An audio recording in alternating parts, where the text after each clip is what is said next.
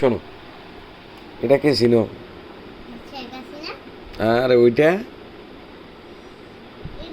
শেখ রেহানা। শেখ রেহানা। শাসক যদি শোষক হয় তখন এরকমভাবে মুখ থুবড়ে পড়ে। আর আমার জীবনে আমি দেখছি আমার লগে অন্যায় কইরা যতগুলা মানুষ অন্যায় করছে, একটা লোক ভালো নাই, সবগুলা মুখ থুবড়ে পড়ছে, এতে কোনো সন্দেহ নেই। একটা লোক ভালো নেই, যারাই আমার সাথে অন্যায় করছে কোনো না